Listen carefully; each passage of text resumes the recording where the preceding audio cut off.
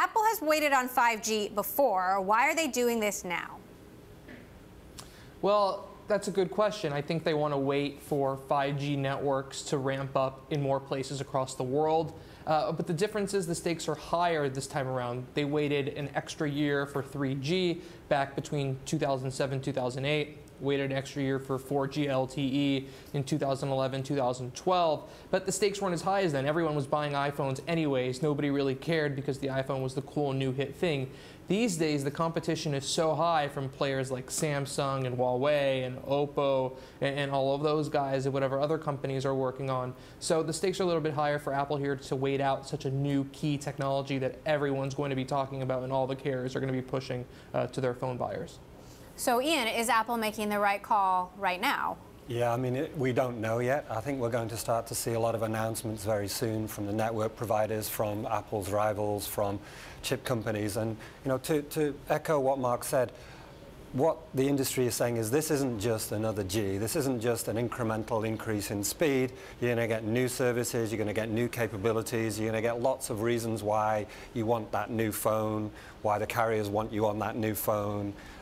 And that's where, you know, the concern perhaps creeps in, is that maybe Apple is going to be a little bit late here. So what's so hard about the design and the incorporation of this technology? Yeah, I mean, it's a new air interface. They're using new frequencies, lots of different things that need to happen, a whole new modem.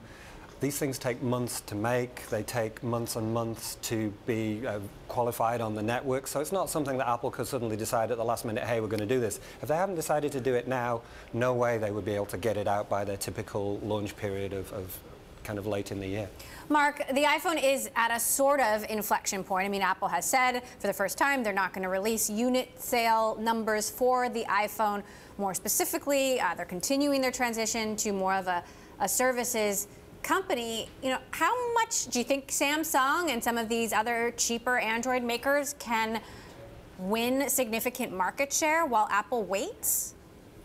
I mean, the problem for the industry as a whole is that smartphone shipments so the growth is slowing dramatically for everyone.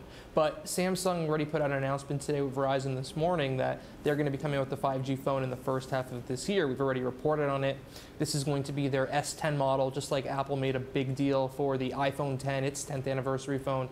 Samsung's going to be doing the same this year. So the competition is going to be really high and hot for Apple at this point. But I guess the good news is that this 2020 iPhone, for the year 2020, that's a big number, that's a big year, is shaping up to be a big deal. Historically, when Apple moves to a new network technology, to echo Ian's point about the components needing to be redesigned, it's very likely that this is going to be an all-new look type of iPhone, just like the iPhone 10 was a couple of years ago. So that should be exciting for consumers. It's just, are they willing to wait until 2020? That's the question.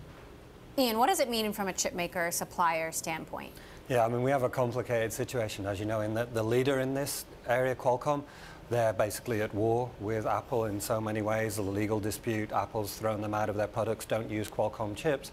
Qualcomm, as last time around, are going to be the first. They're going to have everything ready for everybody. Right, and they've really focused on advancing 5G in the meantime. And they have a huge incentive in terms of moving things forward because they're in the doldrums right now with their earnings. And so it's really, really behooves them to get this out and get this done as quickly as possible. They're going to use Samsung as the vehicle to try and do that, not Apple.